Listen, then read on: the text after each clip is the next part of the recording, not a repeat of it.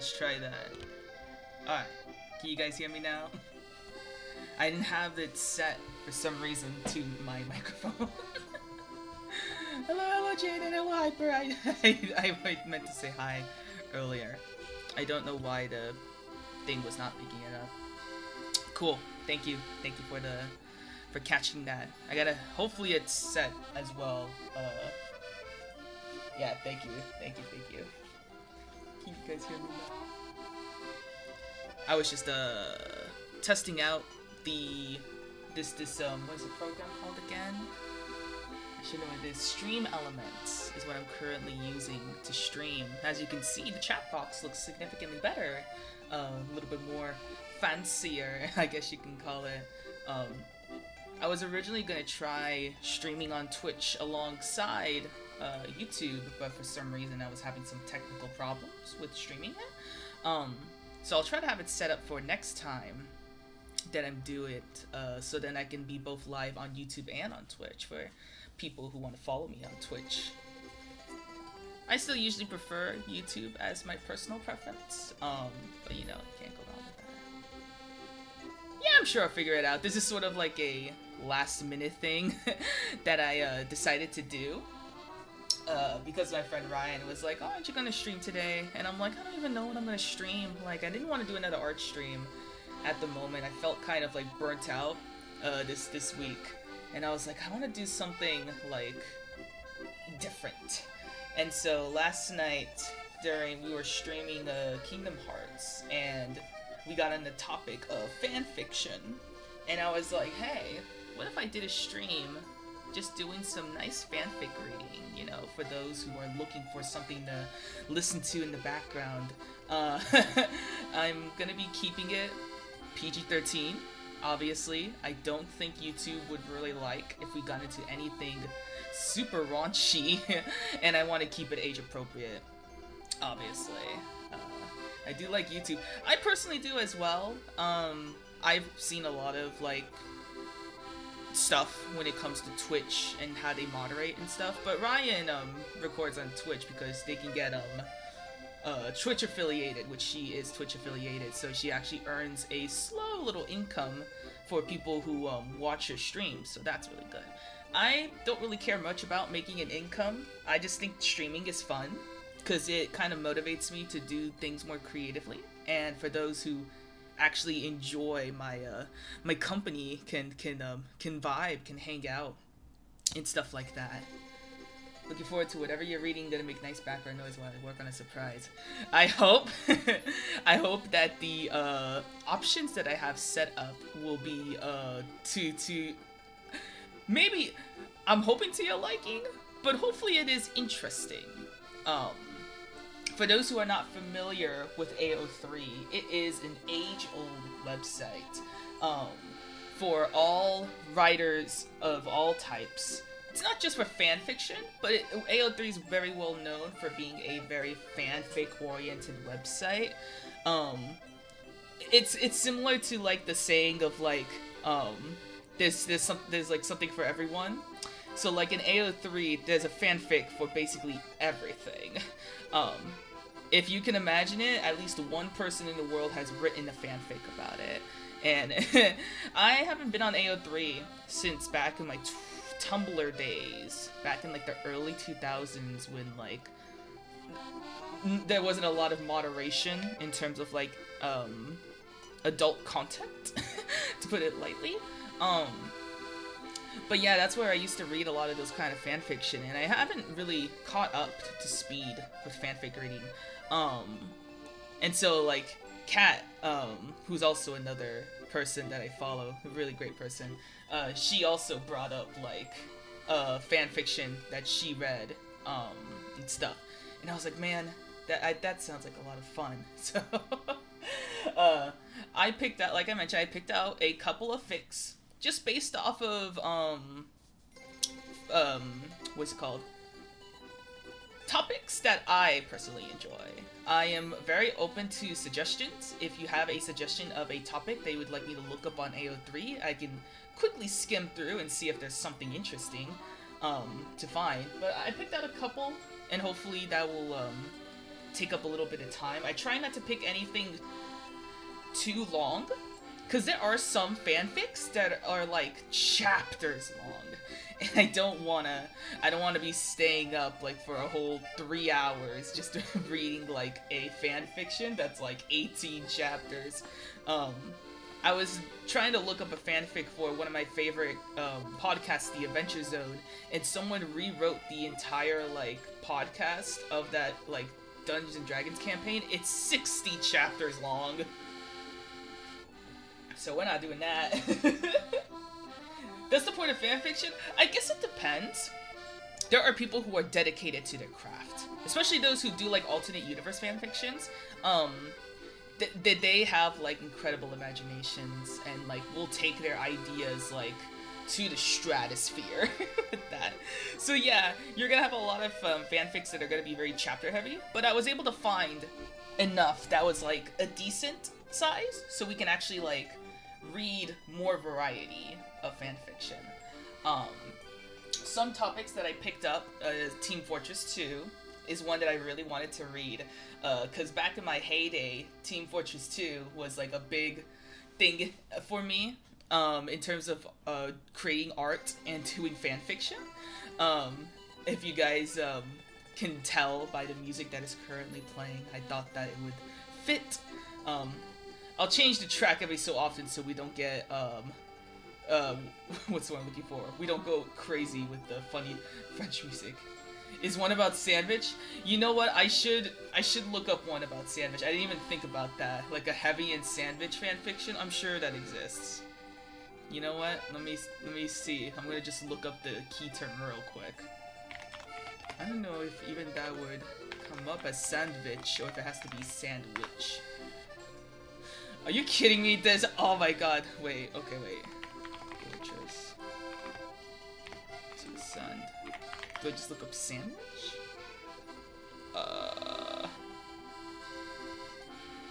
No, that's... I just looked up Team Fortress 2 sandwich, and the first fic that I get is a... is a crossover between Team Fortress and Undertale. Between Heavy and Asgore. so I'm sure it's somewhere there. I just have to, it's probably going to take me a little longer to find it. But I'm sure it exists. I'm definitely planning on doing a part 2 to this because I think doing fanfic reading would be fun. So I will put that in the back burner. I will look for a heavy sandwich crack ship. And if I can't find one, I'll make it myself. Because I also dabble in a little bit of writing when I'm trying to avoid carpal tunnel from all the art that I'm doing. I have an AO3 account. You can follow it if you want. I haven't really posted anything on there because most of my time is dedicated to drawing. I'm more inspired to want to like draw and stuff rather than write. It's very rare that I get the inspiration to want to sit down and write like an entire like thousands of words. But I do like doing fan fiction, especially with like my OC characters with like my friend Ryan, and we do like little writings and stuff because we do role play, like we text role play. But sometimes there are certain stories where it's like you can't really text role play it, and it's better just to write it, especially if you have an idea of how the story's gonna go. But anyway, I don't want to get off topic. I think if we are ready, we can get started with our first fic. Never heard of the site, but looks neat. It is a beta site. It's been in beta for years, and you are only able to make an account via invite.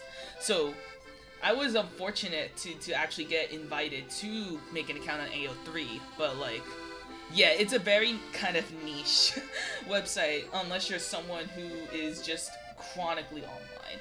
Hi, Seth! What are we reading?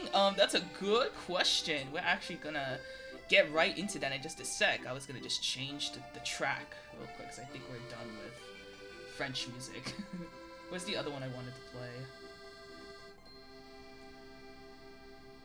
I'm gonna skim through a couple of songs until I find the one I'm looking for. Little Heart to Heart. Y'all will probably recognize a lot of this. Not Archimedes.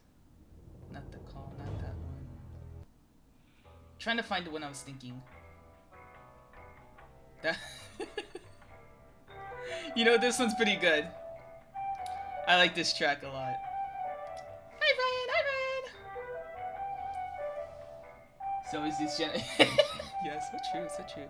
Alright, I am going to switch to my streamy stream so we can actually, like, for those who want to watch it visually and, like, read the text. I don't even know if you can read text. Maybe the quality's better on your end than on my end. But this is just for those who want to see it visually. I'll be reading it, so you can just have me in the background. It's not required to, like, see. Let me adjust the display capture a little bit, just so... Oops, wrong one. That's my browser thingy. Wow, I know, I'm so smart. I'm just gonna zoom in like this. Don't look at the tags, they'll spoil it. We don't want to spoil what's going on. It's all good. Do you believe in magic? I do. Okay. Let me make sure. Okay, cool. Alright. Yeah, so you've probably seen this layout before. It's very simple, but it's very recognizable. So I thought we would start with something like a little warm-up. So I found like the most random, appropriate, fanfic that we could read. This one is based off of the video game 1-2 Switch. If y'all are familiar with that game on the Nintendo Switch, it's literally that 1-2 player game where like you just do funny little mini games together, and you have like the characters Red and Blue in the game, and so someone made a little fanfic about it. I'll be sure to listen to the replay. Thanks Seth for joining, but yeah, if you are, you can definitely watch the recording after this. It'll be on my YouTube channel. I was reading it, I think it was terrible. Fortunately / unfortunately, we will not be reading any, like, fics that delve too much into, like, raunchiness. I tried to pick stuff that's more fluff. A good chunk of them are ones that are very, ironic. We're just here to have a little bit of fun. But there is, one or two, like, good ones, I think, in here that I personally picked because I thought that it would be cute to read. But the warm-up one, I picked it because I thought it was funny. Yeah, let's keep it PG-13, exactly. Alright, so, the best thing about AO3 is that you always want to read the tags in AO3, because some people add the funniest freaking stuff when it comes to the tags. So, like I mentioned, it's 1-2 Switch, and it's category male to male, so they're both male characters, so we got some queer representation going on in here, ladies and gentlemen. Additional tags: getting together, first kiss, baseball, true love, one shot, soft, my first fanfic. So this is this person's first fanfic, so let's not be critical, you know. First writers, we do appreciate criticism, but we do not nitpick, to say the least. We don't be mean. Let's be adults. This fanfic week. It's got 205 kudos. That's kudos in AO3 basically is like likes. It's like, oh, this is like, I give you a like. So 205, that's pretty good. It's pretty good standards for a fic. So this fic is called Home Run. It is by user Isabel and Miriam. So you may check out their other content. You're 22. Okay, good. So you are of legal age. That's good to know. I'll still keep it like, I'm still gonna keep it pretty clean. Just because, like, me personally, I don't want to make anyone uncomfortable with anything that I say and stuff. I keep that stuff for Ryan's streams. If you want to see me at my most reckless, follow Call Me Ryan on Twitch. It's a lot of fun. It gets wild. I believe y'all who's already here already follow Ryan, so I don't even have to say that. But for those who don't yet, make sure to follow them. They're very cool. Alright, we're gonna get started on this. I don't know why I'm still playing the TF2 music for a different fanfic, but we're just gonna keep it there. Because the next fanfics that we're gonna read is It's Team Fortress related, so I might as well keep it. Maybe, yeah. Push slaps, push slaps. So summary. After a tough game, Red and Blue take some time to talk. And then usually, like, the way that AO3 does it is that you can add notes to a fanfic in order to give extra context. So just little details like, oh, hey, guys, like, I've been working on this for a while, yada, yada, yada. So, yeah. We'll get started on this. It started simple, really. Little touches here and there during halftime, a silly competitions that have nothing to do with the game. Opposite teams both the best in the USA. They were world-renowned, but only cared about their games. Sure, they were dedicated to the sport, but the look in their eyes while competing head-to-head was unmatched. The tension you cut with the knife while they shook hands.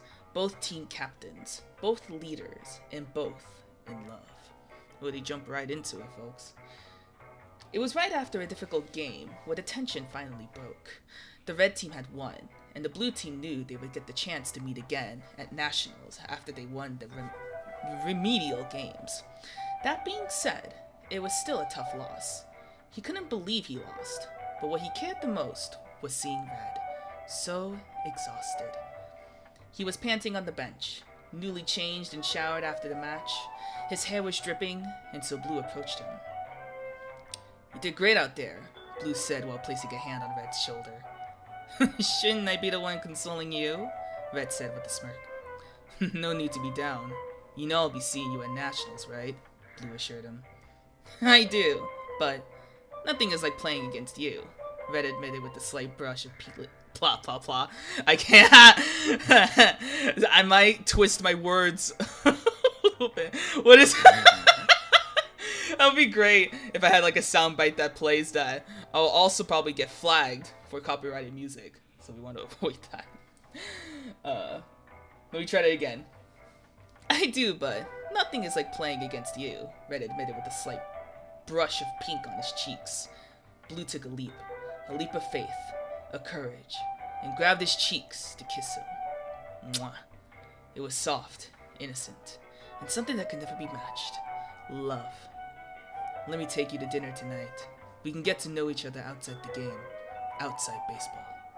Red could barely speak, but muttered, "Yeah, that sounds nice." Blue took his hand, and they stood, walking out of the stadium, feeling like they gained some worth more than the game. No, this started as a joke, but I don't think it's a joke anymore. Literally me, when I try to make a bit out of something and it gets so real. Very short, but very cute. You know, it's corny. You know, the whole like, oh yeah, you know, we're rivals on the game, but like we could be something more, you know, outside of it. I feel that. So that was Home Run. I think it was really cute. I can see why it got as many kudos as it does. You know what? I'm gonna give that a kudos myself, because I can do that. Alright, so that was a good warm-up. So we are gonna... So this isn't really a... I guess you could still call it a fanfic per se, but it's not a ship fanfic. It is someone's AU of like their explanation as to how mercenaries act when they respawn. So I like these kind of things because they're more theory-based and just people's interpretations, you know? Yeah, don't forget to say hi to Ryan in the chat. She's currently at work right now, so if she were here, she'd be able to join me on streams, but she works on Fridays. Which is why I kind of do streams on Fridays, because whenever Ryan is streaming, then I tend to co-host with her. I might end up doing like a collaborative, blah blah blah blah, a collaborative stream if I start streaming on Twitch, because they have like a collaboration mode on Twitch, and I'm not sure how it works, but it could like help me out in terms of like getting a little bit more traction if we do dual streams like that, especially if we're streaming like multiplayer games. I think that'd be cool. That aforementioned surprise is waiting for you. Oh, he's got a little surprise for me. I love surprises. I'll definitely check that out. Just feel free to @ me or DM me or anything like that. Red and Blue. Well, they kissed. But if we're talking like full-on smooching, that's until after the date. Wherever the heck he decides to take him. I hope they make a part 2. They gotta make a part 2 of them like going on their date and stuff. Okay, so we're going to this one. So we're gonna read. The tags don't really say much of it, but we're gonna read the summary or the notes essentially. So this is called Semi-Automatic. This is by user Renappy. Summary: after being /cloned, logged onto Respawn, Sniper feels like something is off. Based on my clone theory, or AU, where the mercs are split on right to red and left blue, brains, during the cloning process, they inevitably feel drawn towards the more dominant part of their original personality. It's in my DMs? Okay, I'll go ahead and check that out after the stream. Or like, at the end of the stream, actually. I'll go ahead and check that out later. Yeah, so I was skimming through fanfics, and this one kind of caught my attention, because one, it's not like fanfic like couple related and stuff, and it's more of like, oh, this is like an interpretation that I have of how the mercenaries, how it explains why there's like clones of the mercenaries between the red and the blue team, which has always been like something that I was curious about,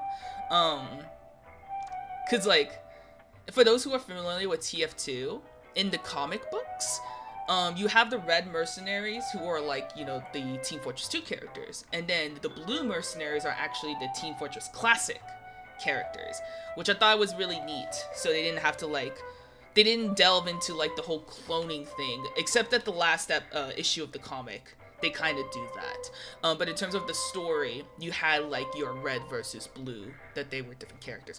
But in the video game, they never really explain how the cloning system works. So we're going to be reading this fan fiction and read their little interpretation of it. I thought it would be pretty cool. So here we go. Let me see. I want to actually... Is there another...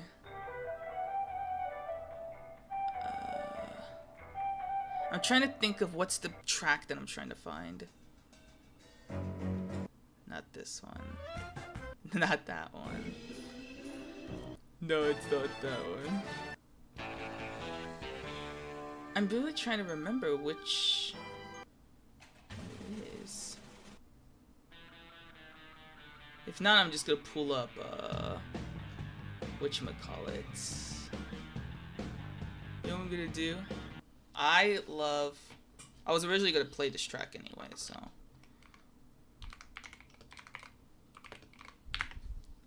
One second.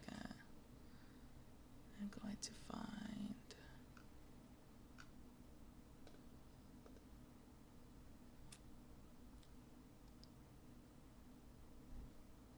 Which one's longer?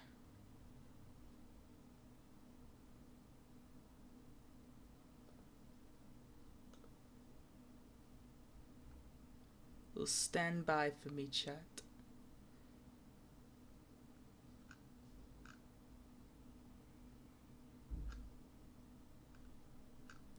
I feel like I remembered the music that plays for this track. Actually, let me see. Because this is one of my favorite lo-fi themes. Okay, this one will work. Perfect. I like this one. Now the sniper seems a little bit too jazzy for this, so I thought I would play something a little bit more lighter, on the lighter side. He left an emptiness in his chest. The first day after getting logged into Respawn, his head was killing him. A piercing pain through his right eye, extending itself to the rest of his body. The doc had morbidly joked about how that's what a lobotomy felt like, but with every passing day, Sniper was thinking that he was actually gotten lobotomized. Something felt wrong. Life was colder. It felt like he had something ripped out of from within him. He went through all his belongings, trying to recall what each of them meant to him, and he got all of them right. His memories were not missing. So what was wrong with him? By the way, chat, if the music is too loud over my voice, let me know and I can go ahead and adjust the output audio so you're actually able to hear what I'm saying. Something felt wrong. Life was colder. It felt like he had something ripped out from within him. Music sounds fine. Okay, I'll keep it as it is for the moment.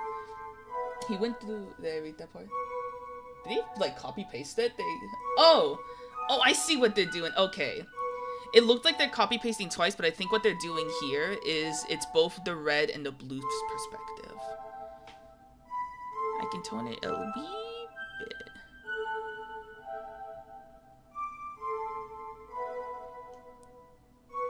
Because I know I have it like pretty low on my end. Do I have it low on my end? Let me actually double check.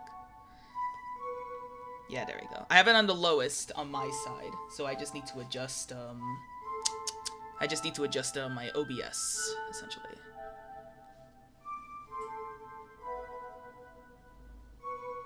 Let me see. I think that changed it, right? I think that changed it. This reminds me of the movie Mickey 17. Yeah, I was very curious about that movie because it's basically, for those who don't know, Mickey 17 is about like this person who's a test experiment, and like every time he dies, he's basically like another copy of him is made, but he recalls the memories of like what happened when he died and stuff. And it's like he's already conditioned to like reliving like the next life over and over and over again, and it's all part of like this experiment these scientists are doing for like a thingy, a MacGuffin. I don't know everything about it. It just seems really interesting. It's really cool. I have to check that out. Yeah, so here it looks like that they're repeating the same thing, but I believe it's because one is in the perspective of the red and one's in the perspective of the blue. So we're gonna actually read it again to stay in theme. Like ReZero but non-experiment. Yeah, there's a lot of stories that do the whole like who do that kind of stuff. It's always really neat. Something felt wrong. Life was colder. It felt like he had something ripped out from within him. He went through all his belongings, trying to recall what each of them meant to him. And he got all of them right. His memories were not missing. So what was wrong with him?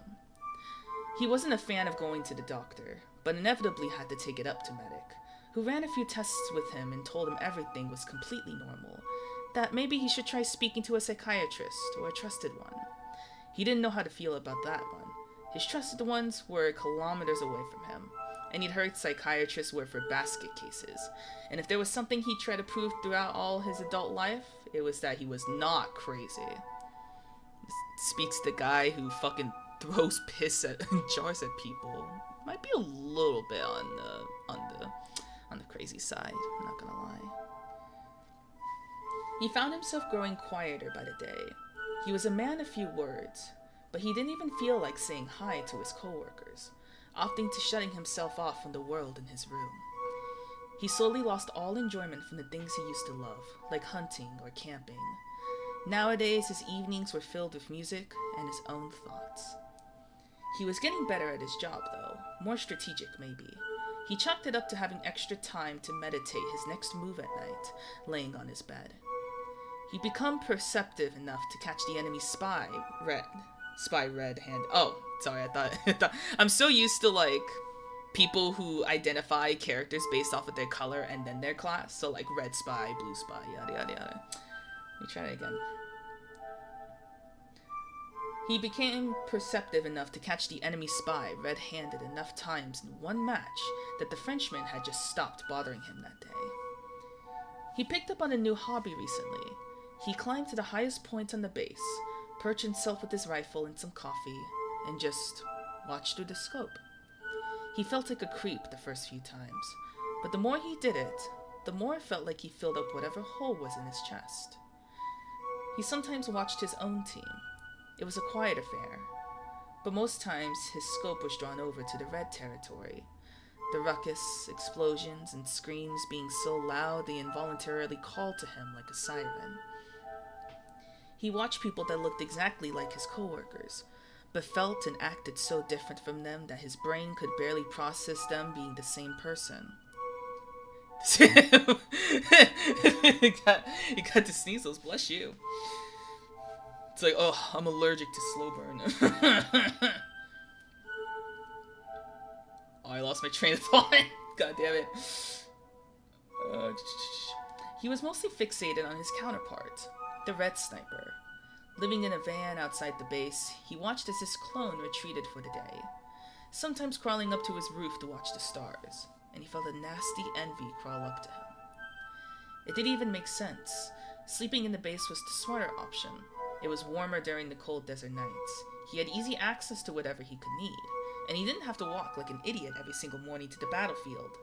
And still, the other sniper chose to sleep in solitude, his only company being the nature that surrounded him.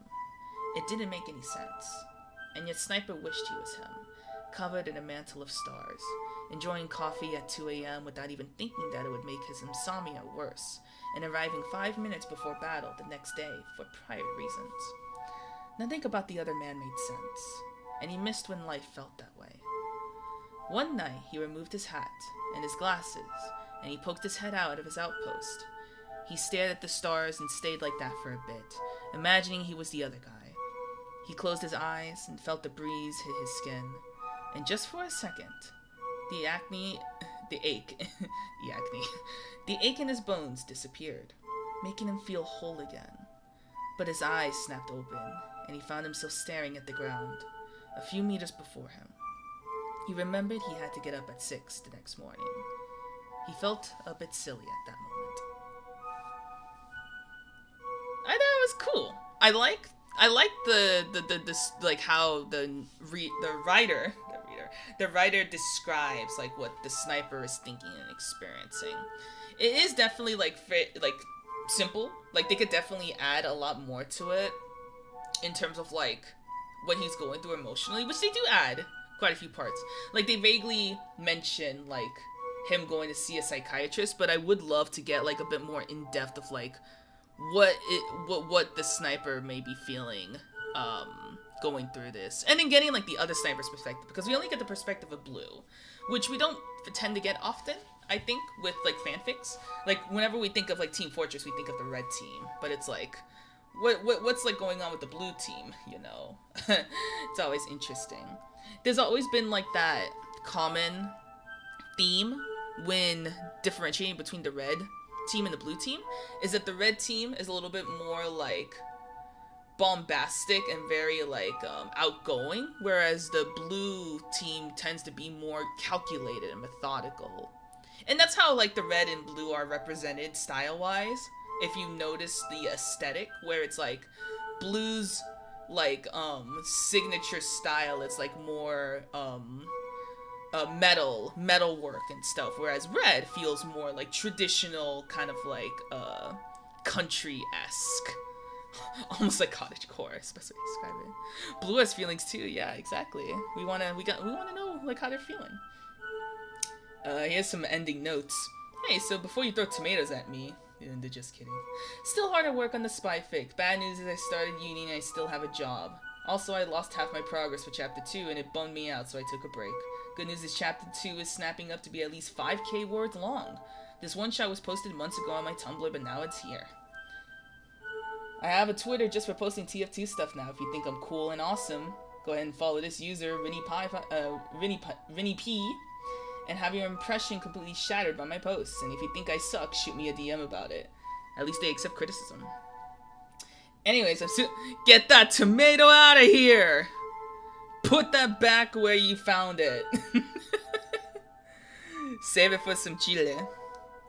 Anyway, I'm super open to having moots and people just up and replying to me. Please talk to me about Sniper Spy and Sniper and just TF2 in general. This is one of my longest hyper fixations. I'm just buying the bullet and making a side account just for fandoms. When was this posted? We need to find out the year this was posted. I know these are older fanfics. There are people who still post to this day, so it's not like every single fic is old. What's the date? Oh, published. This was published this year, ladies and gentlemen. Actually, it was published like a few days ago. This is a fairly recent fanfic. Wow, you still have people writing fanfics for Team Fortress. I'm very proud of this person. Please go follow them, Rina P, on Twitter. As they mentioned, they have a Twitter account. So that means they're probably still working on chapter 2. So maybe we can come back to this. You know what? Can I follow this person? Let's see. I'm gonna subscribe to you, so when you make that second fic, I will be there. I just entered and all I heard was tomato. I know it was so well timed. So that one was pretty cool. That one was just very like more fanfic and not so much like sappy stuff. But now we're gonna get to the last TF2 fic until we move on to the next topic. And the only reason why I chose this one in particular because it had the funniest title. Let's close this one. Let's see, what other song can I play for this one?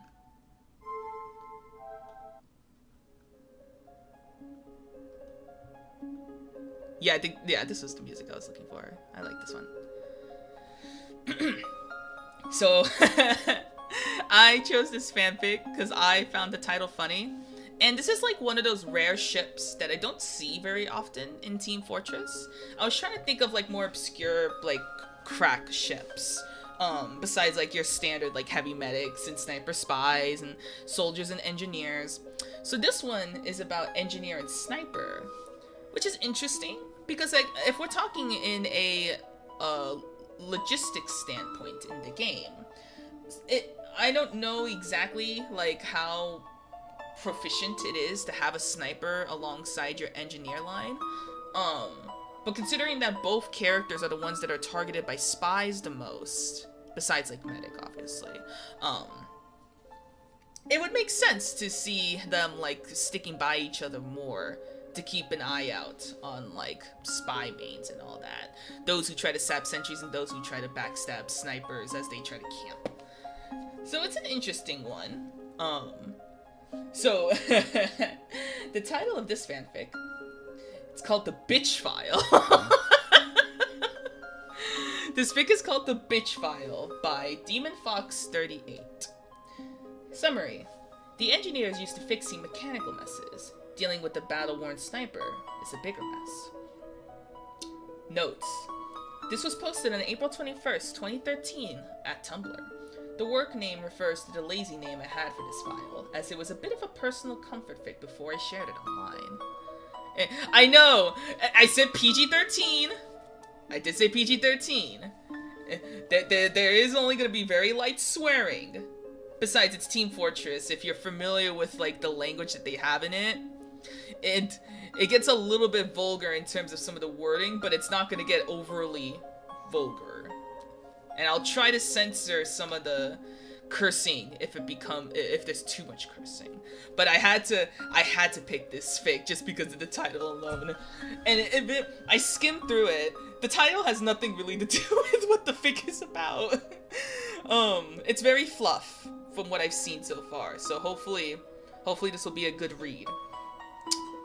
And maybe we might find a bit of endearment from this ship.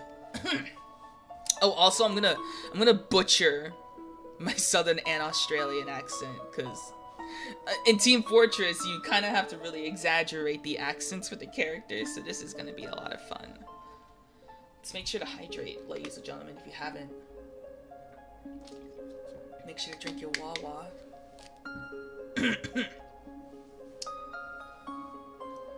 Serene rolls of thunder and quiet beeps from small sentries were interrupted by a sharp clang.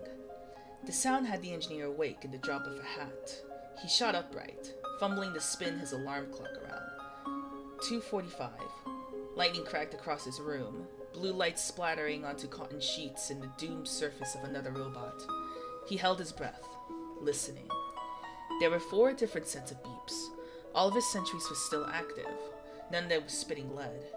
Curious. He fumbled for the chain on his lamp. Clicking once, he lit up his cramped, cluttered living quarters. There was no one with him. He wasn't going to take any chances. The stout Texan reached for his dismantled robot hand, then snapped it onto its arm mount. He tucked his feet into soft slippers. He patted the dispenser to the left of his bed, grabbing the shotgun propped up next to it, and his keys from its top. Wood creaked beneath his steps. He reached for the door to his room, peering down the stairwell just outside. His residence was the closest to the garage. The room had its own stairwell that led down into it. For his safety, he always made sure that both doors were locked and that sentries were guarding both entrances. Neither had been disturbed. He passed them, stepping down onto the first floor. So far, like, the descriptors, just from the first 2 paragraphs alone, I really like them. Like, they go into, like, such good detail in describing, like, the sounds and, like, the environment around the engineer. I think it's really good so far. A shadow met him on the stairwell. It had ascended from the ground, passing a hefty sentry as it rose up. Slow taps and squeaking wood gave some weight to the shade. It looked up, just as certain as the engineer was that its mind was being toyed with. It paused in its stride, leaning towards its right side. The shadow shrunk backwards, keeping away from the dim glow of the night lights coming from the first floor hallway. The engineer steadied his shotgun, lazily raising it parallel to his hips. Y'all ready for me to...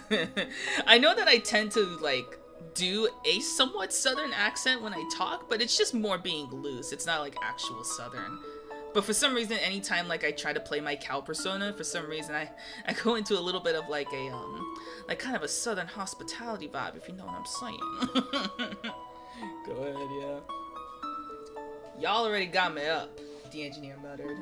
Ain't no time to be shy. Sorry, the intruder coughed. His voice was low, raspy. The man pulled himself up the stairwell, keeping a hand pressed firmly against his side. He smelled awful. Swamp water, sewage, mud, something earthy. Dark globs of filth and dirt dribbled down his form. He had no hat, no uniform. He trudged through the forest in the storm in nothing more than cotton pants, an undershirt, and 1 sock. The engineer dropped his gun's muzzle to the ground. Mundy, that you? His teammate stepped onto the first floor landing. Me, or the spy, you call. He gave it a short Texan a grin, then bobbed his head towards the bathroom. Really could have used a shower. I got half a mind to find a hose and spray you down myself, the engineer sighed. If the rain didn't get me clean, I doubt that a leaky old hose would, the sniper replied. I forgot how to talk Australian. He patted a hand towards the doorframe leading out to the garage. Once he found the exit, he pulled himself toward it. His steps dragged as he fumbled through the dark hallway. Puddles of gunk sloshed off him. The engineer followed him inside, careful not to step in the dirt the sniper was trailing. Didn't take any soap for your van? Nor clean clothes or towels? Didn't cross my mind, Sniper huffed. He was getting impatient, yes, but that wasn't the whole story. The engineer frowned, watching the way the sniper padded from the light switch to turn the bathroom lights on. He winced as the sudden burst of bright light disoriented him. The sniper did not flinch. He pushed onwards, reaching with his left hands toward the sink. Thank you, Jay. That really helps with my self-esteem. my very Australian impersonation. Whoa there. The engineer was quick to grab the sniper by his shoulder. His shotgun clattered to the ground. He pushed his teammate onto a bench. Stay put. Let me get the doc. The sniper shook his head. Dark droplets ran down his stained face, pale in contrast. He had his eyes shut, hands struggling to wipe gunk away. It's okay, mate. The engineer raised his hands. Okay, then. Let me get you a dispenser. Should have something ready for you in a few. Trucky, I'm fine. The sniper cut him off. Nothing than a needle and some thread can't fix. Needle and... Christ's sake, Mundy. You're not thinking straight. Ain't the time to be ornery, the engineer growled. I'm fine, then. The sniper hissed back. The engineer stepped backwards, shocked by the sniper's switch in his attitude. He wasn't himself, more like a kicked animal than a man. It did no good to argue with him when he was being the petulant. Hello there, Crimpy Cramps. Welcome to the stream. The engineer raised his hand in frustration. Fine then. Suit yourself, Mundy? The sniper hauled himself off the bench, throwing himself toward the nearest toilet. The engineer bolted after him. Mundy handprints splattered across the metal stall as the sniper fell into the cold embrace of porcelain. He placed his head on the rim of the seat, waiting for something foul to spit out of him. Nothing came. His shoulders slumped. How clean toilet water, he slurred. I don't know what you're planning on doing, but I wouldn't do it if I were you, the engineer replied. Okay, The sniper nodded. He reached back for his teammate. Help me, please. The engineer's brain rattled, his stomach twisted, angry one minute, and pleaded the next. This wasn't like the sniper after all. He reached down, pulling the sniper onto his feet. It was him. The engineer was certain of it. Any trickery by the enemy spy could be detected by the slightest of touches. It was still his friend, drenched, coated in slop, and moody, but still his sniper. Given whatever events had happened to him, the engineer doubted he would be in any better humor. Pushing his chin up, the engineer took a good glance at the sniper's face. Brown ooze was sticking on his eyelids. No wonder he'd been fumbling so much. Come on, let me get that stuff out of your eyes. He led the sniper to one of the showers. There was a small squeak as he turned the cold faucet. Testing the temperature with his human hand, he increased the heat until it was pleasantly warm. He tapped his teammate on his right shoulder. The sniper moved his head towards the sound of gushing water. He rubbed dirty fingers against his eyes, rolling the sludge away. The heat had done the trick. The substance balled up like half-dried rubber cement, then disappeared in swirling water and down drains. With a few quick blinks, the sniper cleared his voice. His eyes were too white and blue in comparison to his stained face. He looked like a monster in the shadows, nothing but eyes against the darkness of the filth still clinging to him. He fussed with a clump of mud in his scalp. Not much better, ain't I? At least you got your eyes back. The engineer stepped back from the splash zone. Got your keys? Let me get you a shower kit. Figure you could use a whole handful of shampoo. I'd give you mine, but, well, you know, kind of a cue ball. Sniper shook his head. Not quite sure where it is. Your keys? My van.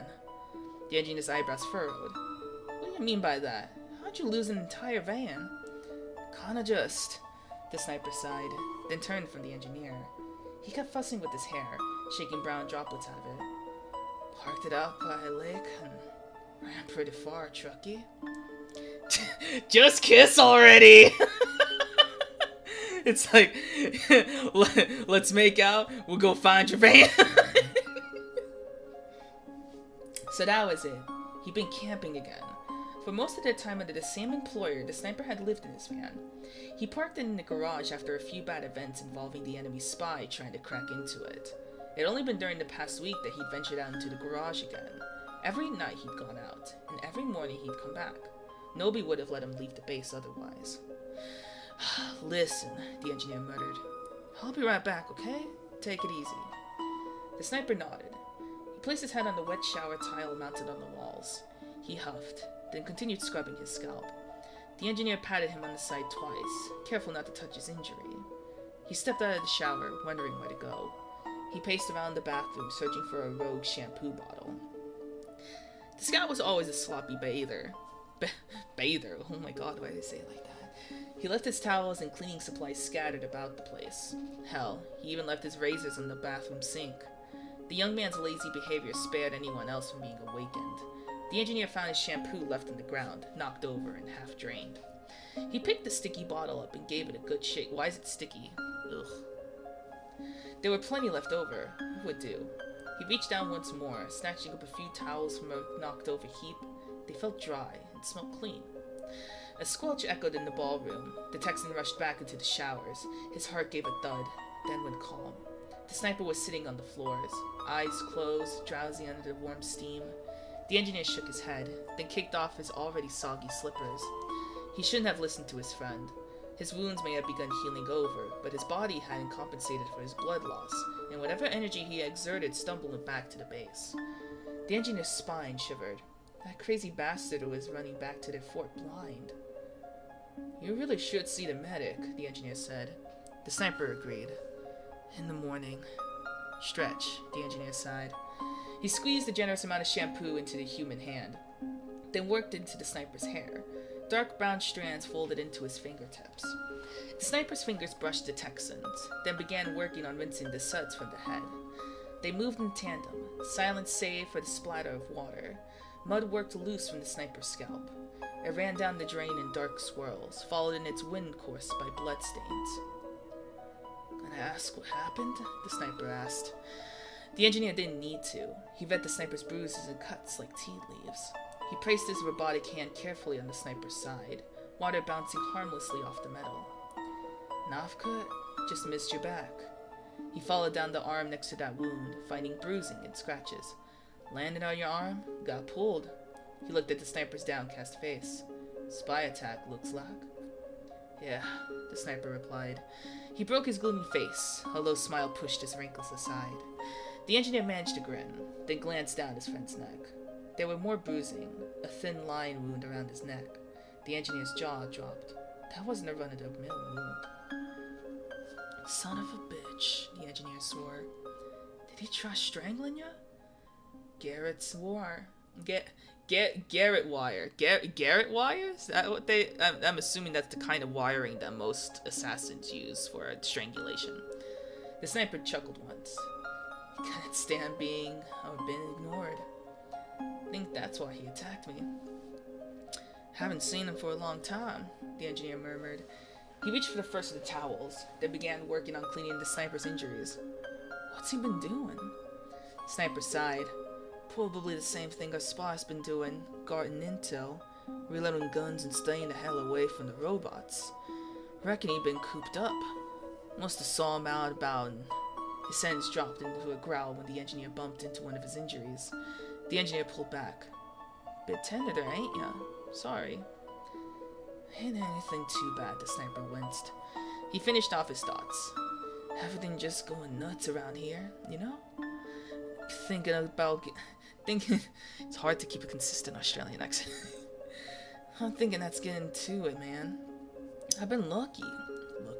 I've been able to hop back and forth and do whatever, but the older team's been so rigid. Must have cut him from the herd. Hurts a man's pride to be told he can't fight. Just been a pal, what I wouldn't give for a break, the engineer grumbled. This robot invasion had the Texan on the front lines every day. He had been chased up one field and down another, robots and explosive always at the heels. He wasn't a built runner either. All he'd been able to do at the end of the day was collapse in his own bed.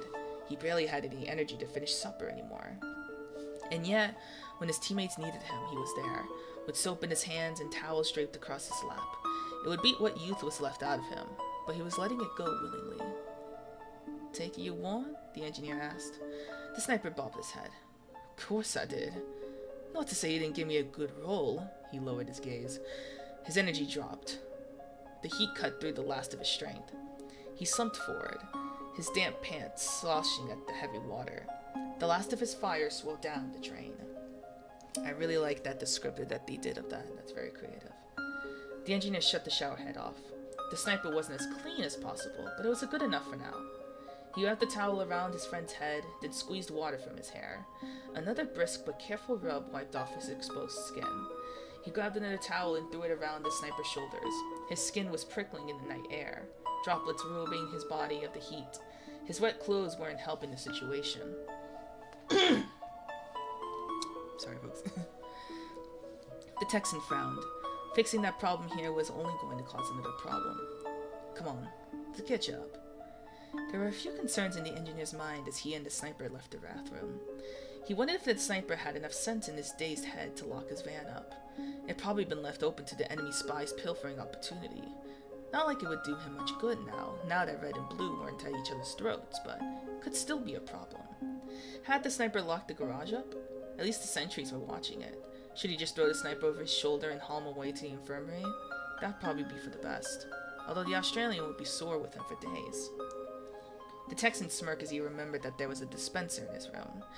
The trek out of the bathroom was leisurely in pace. The two of them soaked water through the halls, bare feet squashing against the cold floor. As they approached the garage, the engineer tugged on the sniper's hand. The Australian gave him a confused glance. The Texan nodded, his head toward the bedroom. The sniper's face flushed red, then he shook his head. Truckee, I can't. Well, I can't let you back out there, the engineer injected. You don't want to take a snooze in the medic's office, so I figured the safest place for you would be... He grunted, too embarrassed to finish his thoughts. Here we go, guys. This is the old man. This is the old man Yowie we've been waiting for. There was an awkward moment before the sniper began arguing with him. I'm soaping wet. The engineer nodded. Got some spare PJs. They'll be short on you, but they'll do. I really should find my van, the sniper replied. Then I'll go with you, the engineer offered. The sniper slunk down. There's probably all sort of rabid raccoons in there by now, though. Might be nasty. Or lurking spies, the engineer noted. He poked the sniper in the chest. Not to mention we'd probably be hiking for hours in a thunderstorm looking for it. CN just cleaned you up. Mostly. Mostly, the sniper agreed. There was a cheeky grin at the corner of the engineer's lips. The argument was over. They nudged the sniper towards his bedroom. The Australian relented, then grabbed onto the stairs railing. He hauled himself upstairs as the engineer padded to the front of the garage. After making sure the locks held, the Texan returned to the bathroom to tidy up. Toilets were flooded and placed on racks to dry. Shampoo bottles were placed in the abandoned spots. Shower nozzles were secured and muddy toilet seats were wiped clean. Blood was washed away. He took his shotgun once more, double-checking it's safely latched and empty in its barrels. He grabbed the soap slippers as well, with one last quick click. They shut the lights off and exited the bathroom. He was quiet as he returned to his bedroom.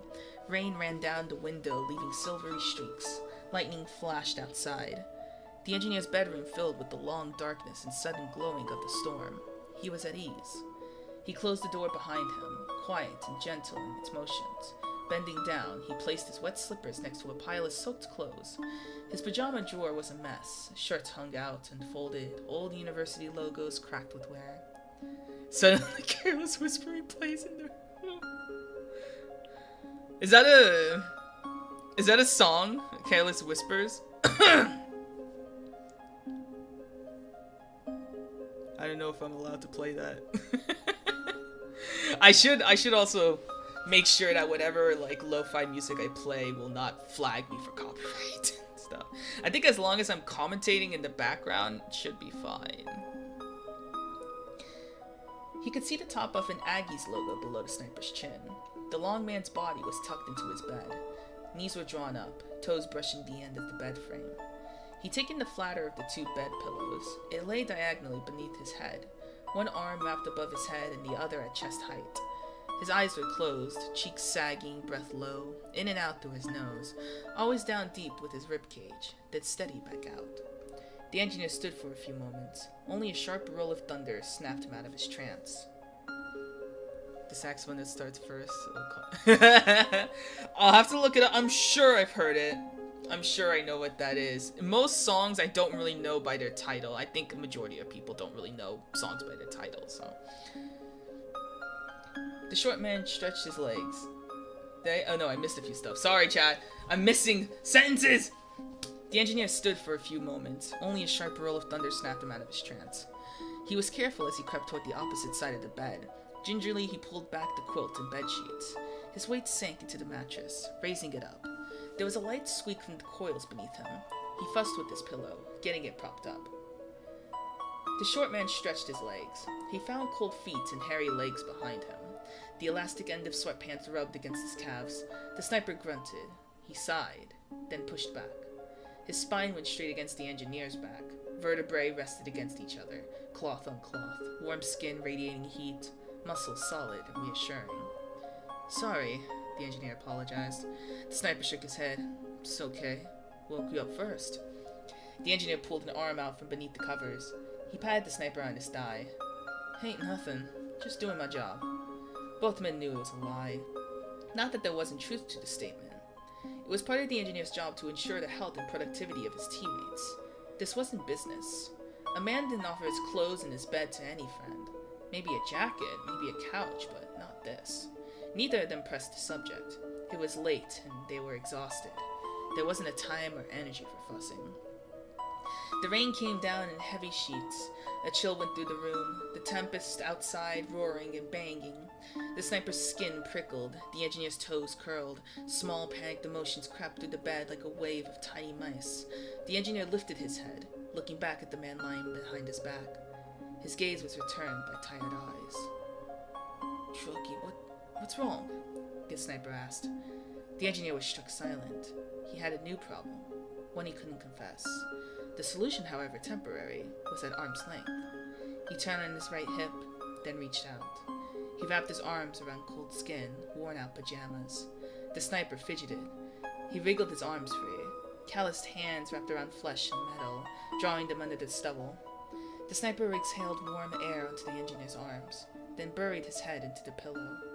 It wasn't long before there was a smooth forehead on his neck, a nose on his spine. The tyrant outside could go on as long as it wanted. Beneath down and cotton, they were together, safe. See, this one was good! I like this one! It sounded so nice! I love the descriptor. Like, I already mentioned it, but like the descriptors in this story is really good. Like, it really delved into so they kiss or what. I don't think that's what they've teased it. Like, they didn't kiss, but like there was a lot of like fluff. I do enjoy me some fluff. I'm fine with the fic not resolving with like smooching. I mean, obviously people want them to smooch, but I think like this fic was nice and fluffy enough to where it could be like interpreted in like just a friend to friend way. But I mean, obviously with this ending part, you know, it's like, yeah, there's a little bit something there. I can tell we wrote this experience writing. Yeah, let's see. I'm sure like this person has done other work. I'm gonna give this person a kudos because I like that. Let me check out this person's profile. Because it looks like they've made quite a few fics.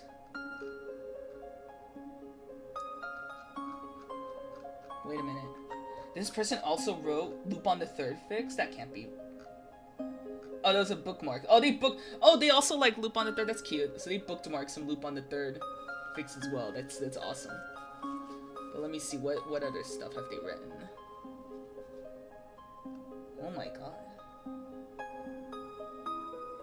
Okay, so it looks like this person archived a lot of fanfics originally from Tumblr. That makes a lot of sense. Wish I could stay longer, it's pretty late on my end. No worries, Hyper. You can always watch the VODs later on if you're curious about what other fics I'm reading. I do have a few Mario ones at hand, so I would definitely just timestamp this, and you can come back to this point because that's we're gonna get to that at some point. I think you'll really enjoy it. I'll definitely check my DMs for your little surprise at the end of the stream, though. Recent series, blah blah blah blah. Are these like a bunch of guys or just different stories? Because this is by like the same person.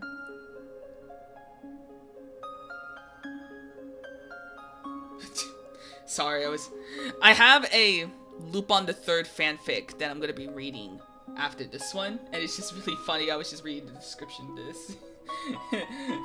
Lupin's losing it. His machismo, his eyesight, his teeth. He's gonna need a day to pull himself together.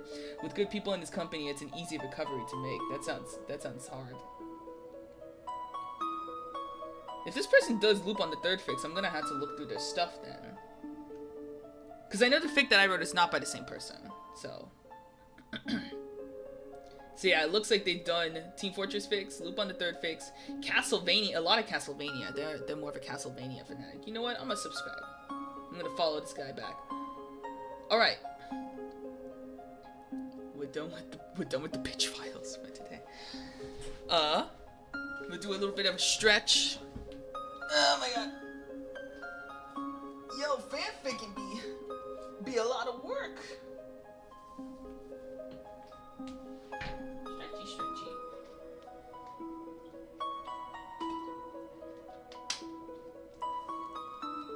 For those who are currently in the chat, please comment how you are doing this Friday night or afternoon or whatever time it is currently where you are.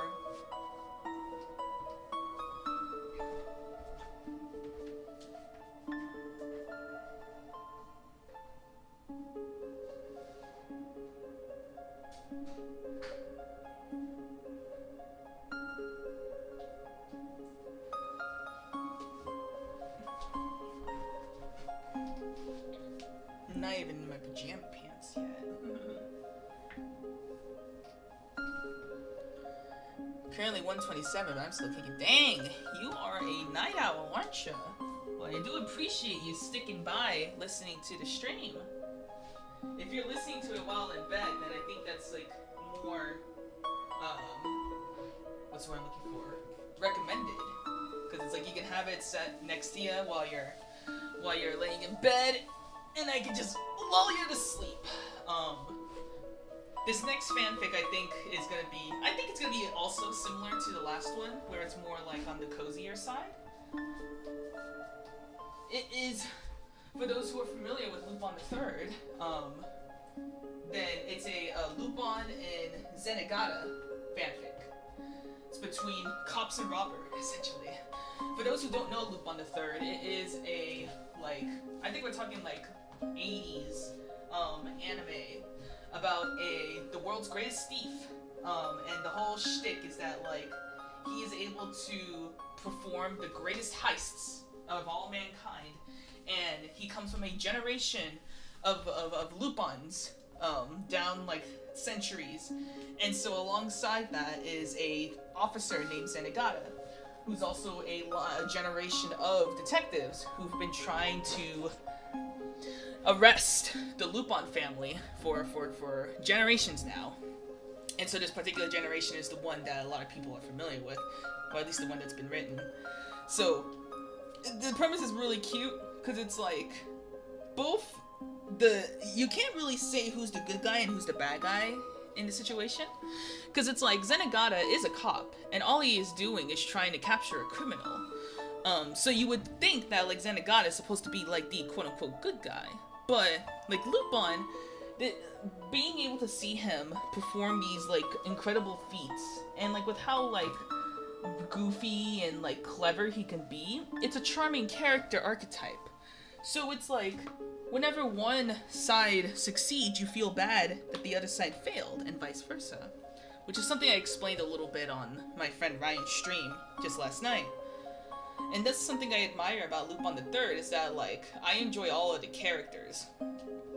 Because it's like, you can, like, even though there's an obvious, like, good guy versus bad guy, you can't look at the quote-unquote bad guy and say, like, oh yeah, we need to despise him.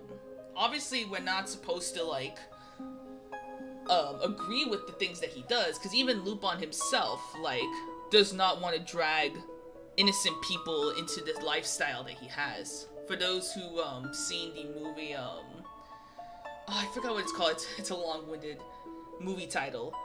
But it's basically the one where he goes to London, and there's a princess who's being forced into marriage, and it's, like, during this time, he's also trying to find, like, the greatest treasure of London. It's a great movie. I think it's on Netflix. I'm not sure if it's still up there, but I definitely would check out that movie. It's very charming, it's very cute. But, a running motif with Lupin, especially when it comes to swooning the ladies, is that the women end up infatuated with him, and they're like, oh, I want to be a thief just like you, and he's like, no, yeah, I wouldn't recommend it. You're too pretty and you're too kind to ruin your life doing the things that I do. I do it knowing, like, the risks and the dangers of it, and you do not want to be like me. So, like, Lupin is very honest when it comes to, like, don't do what I do, you know. The only rare exceptions is his workers. I was about to say friends. It's debatable. Sometimes the way that they act with each other, it's like, you think that they're forced to be together, but it's just really funny, because it's like, yes, it's obvious that they have a clique with one another. So you have Jigen, who's like the sharpshooter, and then you have Gomon, who's the greatest samurai, who has a sword that can cut literal metal and, like, sheets of rock. It's really cool. So anyway, we are going to be reading a Lupin the Third fanfic, as suggested by our good old Kat, because Kat mentioned that that she had read a fanfic. It was a Zenigata/Reader fanfic, which I was trying to find. I couldn't really find a good one, so unfortunately we will not be reading that one tonight. But I did find something that looks wholesome between the Lupin and Zenigata, so we are going to be reading another fluff-style fanfiction tonight with these two. I'm just reading the tags real quick to see if there's anything funny. Yeah, there is a funny tag. There's a tag right here. Zenigata dreams like a teenager in a rom-com. Thank you for that tag. I've been looking for a fanfic that has a dream sequence that plays out like a rom-com.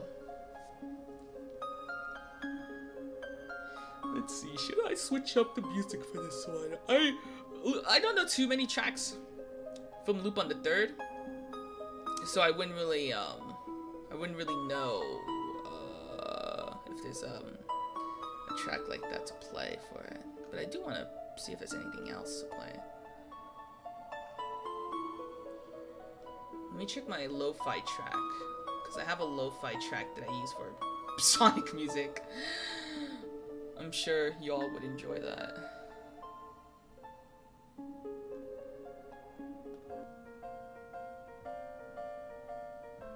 I don't know if this one has lyrics. One sec.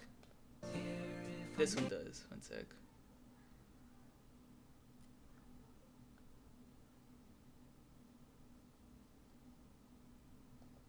Do all these have lyrics?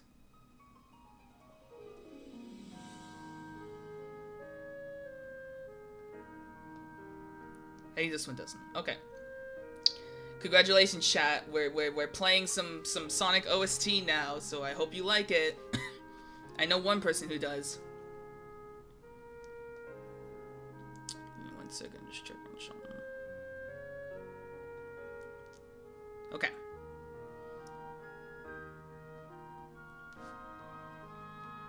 So this fanfare, I don't know what this language is, but it translates to good night. It is in English, so don't worry, we won't have to translate anything. It is by user Tatio. Summary. Zenigata feels cold and lonely. A dream of a thief makes him feel warmer and fuller. Just this summary alone, I was like, alright, I love me some comfort time. For those who aren't familiar with like the personalities between Zenigata and Lupin, Lupin is supposed to be like, think of it like kind of Sonic the Hedgehog, or like just any kind of protagonist of the time where it's like, yeah, you can't catch me. He's very playful. He can be very goofy. He's a womanizer, but there are many times in the series where he comes off a little bit fruity around guys. And for those who at least know Lupin Zero, which is like a prequel to the Lupin history, so like when he was a kid, there was some implied like sort of exploration of his sexuality, like with Jigen when they were just younglings and stuff like that. So it can be implied that Lupin is possible like pansexual representation, but it's just, you know, they just don't want to admit it. In Zenigata, he's the cop. He is like the always by the books and is like, damn you, Lupin, you know, like I'm gonna get ya kind of thing. Let me see 1 sec. Actually, this would work very well. Okay, cool. I know I was talking about playing the Sonic OST, but I just remembered that I had the lo-fi music for the Adventure Zone, and they have such great lo-fi music, so I'm gonna be playing that for the rest of the stream. You can't stop me. Alright. Click. The lighter's lid opened as Zenigata lit his slightly crumbled cigarette. He inhaled the smoke into his lungs, letting the warmth of his cigarette entangle him. It brought him comfort. It wasn't like when you receive a gentle warm hug, but it was more as if knowing that the things be okay. Somehow they would be okay. He exhaled, saying goodbye to that smoke, but not the feeling.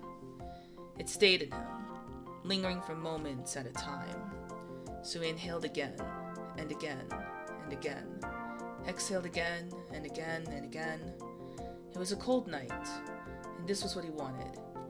He didn't need a cigarette, but when finished nights get so cold, this is all he could wish for at the moment. Even if his fingers tingled from the freezing temperatures, it was enough for him to bear. He ran his hand through his slightly damped hair, scratching his scalp. He hoped that the chilly winds that blew past his hotel balcony wouldn't make his hair freeze. He had put on a jacket on top of his tank top, jeans, and boots. It wasn't enough, but he would get back inside soon. God, it was cold. A few more minutes, he would finish his cigarette and enjoy the view of the capital, then turn back around and try to catch some sleep, which he couldn't, but he wouldn't try again. He had been restless all night. It had already been around 3 a.m. or so. He checked in a while, but this was his guess. He was tired, but he just couldn't sleep. He heaved a sigh, turning his attention back to the landscape before him. The city was filled with snow, yet the sky was clear, and he could see some stars here and there. The buildings were old, but definitely not falling apart. Quite the contrary, they were beautiful. He could hear the sounds of cars passing by, but not nearly as many in Tokyo at night. He didn't see a lot of people on the street, as it was too cold to do anything else than go indoors and sleep.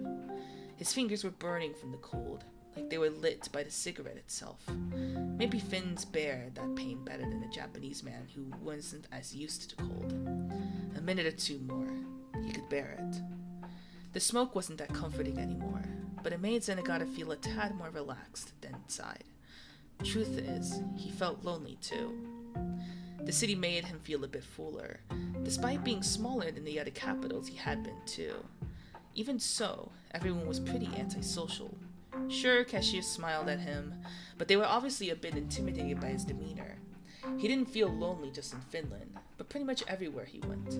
He found people to talk to here and there, sure, but he didn't have any friends that stuck by him, no matter what he did. At least this can keep me company, Zenigata muttered to himself, adjusting the cigarette on his lips. He also didn't want to think about that stupid heist Lupin would pull off tomorrow in the heart of Helsinki. Winter, too?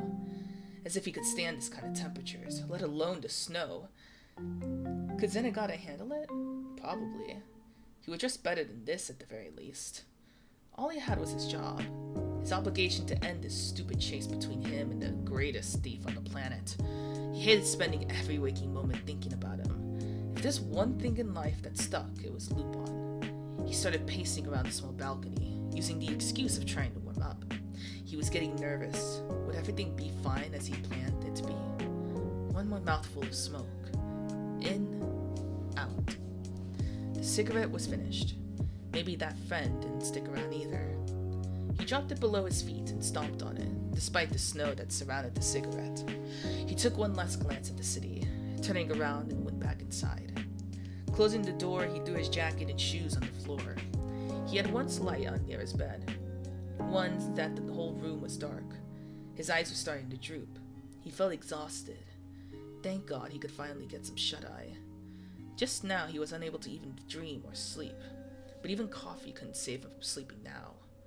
With heavy steps, he trudged to a surprisingly large bed. ICPO, for once, was nice to him when it came to hotels. As he laid down on the bed, he used the last of his strength to pull the heavy covers over his shivering body.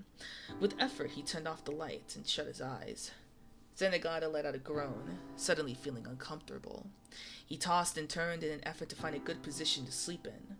His back ached. His arms felt funny. The cover was making him feel too hot. He ended up on his side, the same position he was already in before. He let himself calm down. The world slowed down around him. His breathing became less frequent. He felt warm. But he had forgotten something. Lupin. That damn thief, he forgot to make sure his plans would still work tomorrow. Lupin could have found a new partner to help him in the heist, dug a tunnel under the target. Hell, even when he had more energy, he couldn't even count the possibilities. He let out another groan, slightly tensing, his body despite being too tired to move. He wanted to fall asleep and forget. Doesn't work so hard, Pops. Zenigata sat up in an instant, staring right ahead. I stroked out. Sorry. I had a stroke for a minute.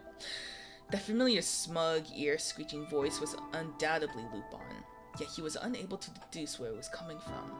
Surprisingly, the thief's voice sounded soft, light, and gentle, almost as if nothing was said about it. The usual tinnitus had ceased, and was instead replaced by pure silence, as if the words went to his ears, but not to his brain. It could lull him to sleep, even when he wasn't tired. The energy that surged through him was for nothing, as even after he turned on the light, there was nothing there. He didn't have the energy to stand up. "Lupin," he growled. "You there?" He could have been hallucinating. Or not. Maybe he wasn't hallucinating. He really should go check the bathroom. Go to sleep, Pops. You can't run on coffee alone, can you? Alright. 3 seconds he would get up. 3, 2, 1. No, he was too tired to get up. Yet a second after he did, he trudged around his hotel room searching for the man. Zenigata's steps felt light, but if he could pay any more attention to them, he would probably fall asleep right then and there. Bathroom, clear. Kitchen, clear. Balcony, clear. In the closet, under the bed, nowhere to be seen. His legs were about to give up, so he went back to bed. He was dreaming for sure, or even worse, hallucinations.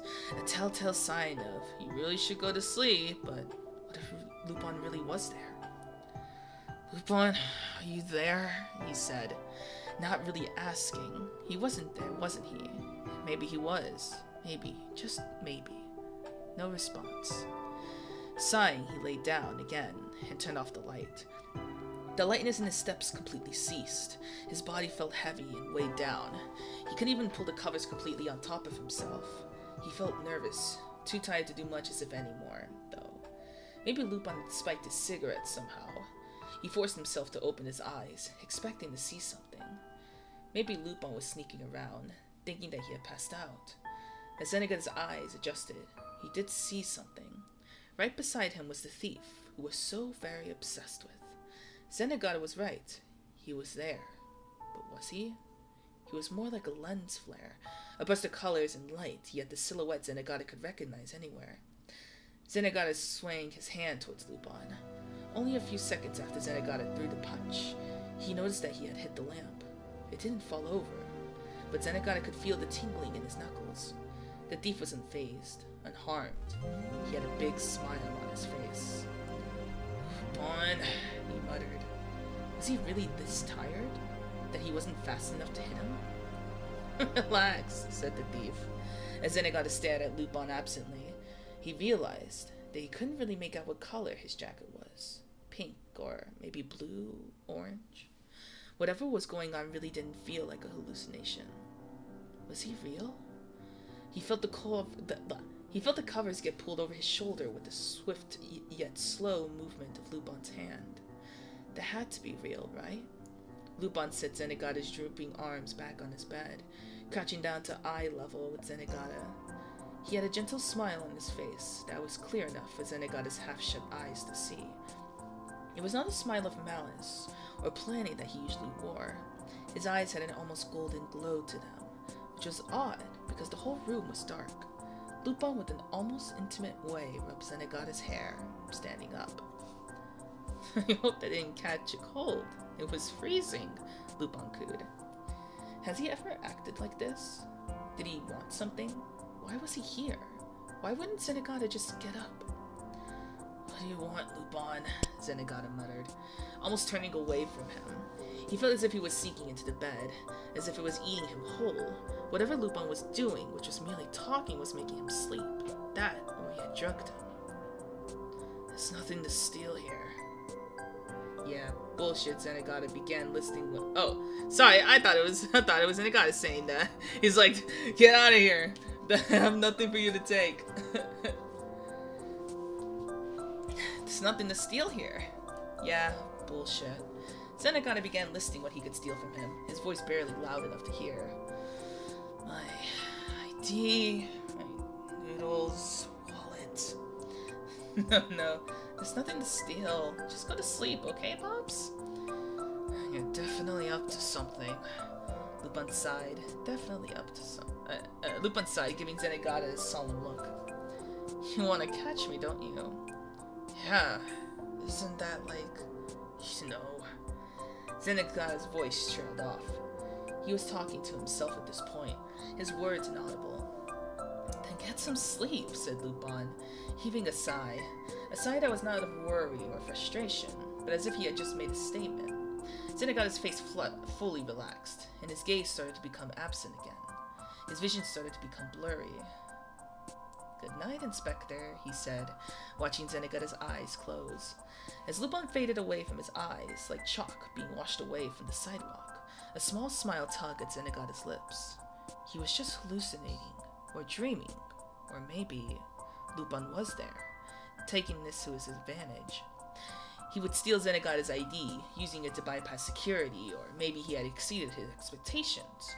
But once he trusted Lupin completely, Lupin almost always had sort of malice or teasing embedded in his gestures. It was understandable, as Lupin was Zenigata's enemy. There was always tension in the air, even in the moments where he had a truce. There was rarely such malice in his gang. Even if they had arguments or fights, they were his friends. They stuck with him, no matter where he went. He was happy, yet the world saw him as someone who took and did not give. Of course he would be cruel to those he tried to take away the things he cherished. Lupin was selfish, but he liked what he did. Zenigata, on the other hand, couldn't stand such selfishness. Lupin wasn't evil, but he didn't play by the rules.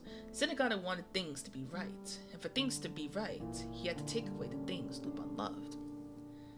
Trash almost got dumped all over me as I took it to the bin. Alright, you gonna drive home? Drive safe, honey. I'm gonna keep reading some sweet old man yaoi fic for ya. What was I? Of course he would be cool. Okay, I read that. I always lose track of it. But this time, Lupin gave. It was confusing for Zenigata, even if his brain wasn't running on fumes. He didn't care much about Lupin's intentions, or whether whatever just happened was real or not. Zenigata was glad to have seen something like that come from someone like him. Lupin could change. He couldn't even be part of Lupin's gang with the way things were, but maybe someday Lupin would turn to good. He would see sincerity like this much more often. They could travel the world, have a drink together. They could be friends. For now, that was all a dream. It would be a dream for a long, long time. Those thoughts would soon cease to exist as Zenigata drifted deeper into sleep. Inhale, exhale, in and out went the air that filled his lungs. It was cool yet comforting, like the smoke of a cigarette. He felt warm. And as he woke up in the morning, he went back to the same nervous and angry pacing, turning and muttering as before. He'll get Lupin this time. Another great fan fiction with lovely descriptors of the environment. I love the use of the cigarette as a symbolic item that's not only used at the beginning, but at the end of the fic. Also kind of used as like an object that represents Zenigata's friendships with others, and really how he's just so dedicated with his work that he rarely has time to actually socialize and make friends. The literal only friend that he's able to like consider is Lupin, just because he tends to be like surrounded by him the most, which is like kind of sad when you think about it. Alright, thank you so much for joining, Jay. I would highly recommend after this particular fic that you check out the VODs for it, because this next last fics that I'm gonna be reading are gonna be short, but I think are gonna be quite a chuckle-worthy experience. Let me drink some Wawa in a second.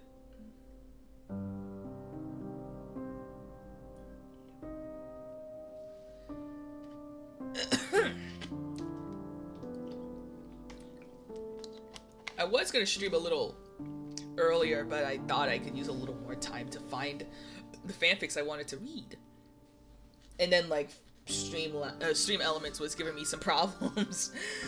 For some reason it just like would not read the video drive in order to start streaming, so I had to adjust that in the OBS settings, and I had to look it up on YouTube. Luckily this random Indian person knew how to fix the problem, so once I did that and reset it OBS, it fixed the problem, so that's great. We love those very obscure how-to guides online. They've always been of help.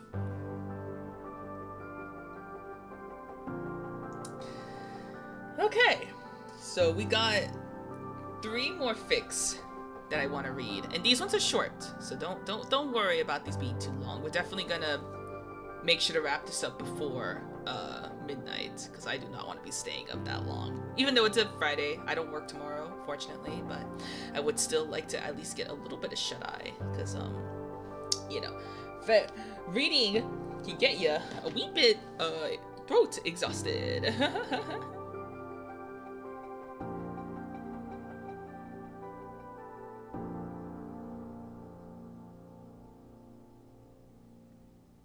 Let me double check. I got my Hot Topic notification. What do you mean the Hello Kitty shirt sold out? Well, it was on clearance, so it's understandable. But my Stardew Valley shirt is ready for pickup. I'll pick it up on Sunday.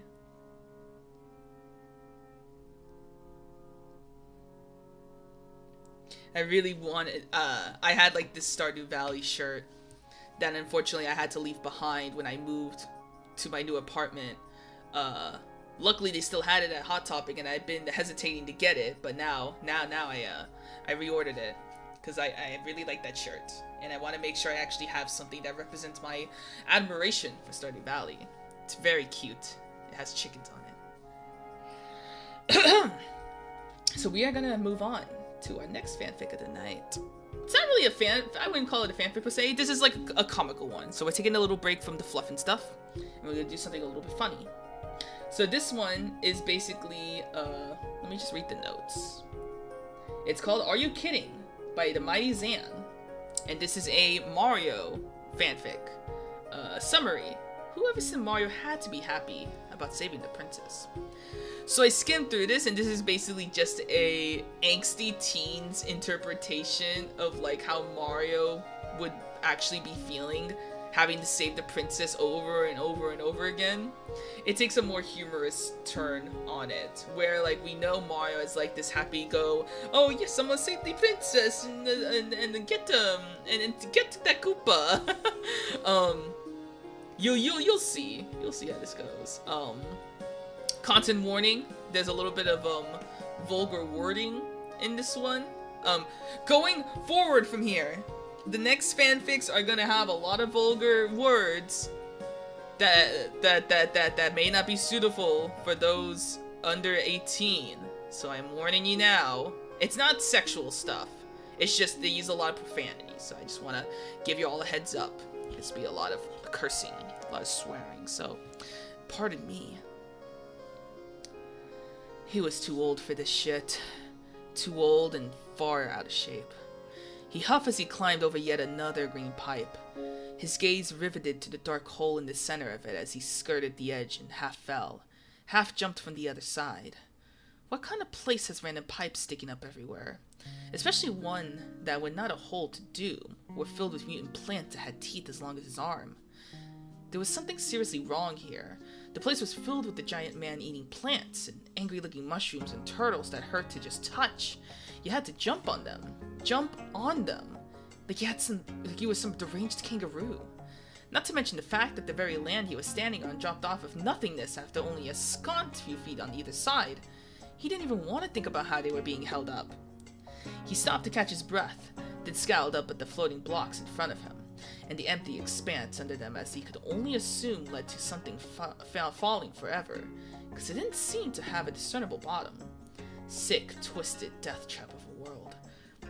He still wasn't sure why he was here, something about rescuing a princess or the little toadstool people he had met. Though he couldn't be sure they weren't just sadists who took unsuspecting people and forced them to run this death maze for this viewing pleasure. He made a rude gesture toward the air, just in case.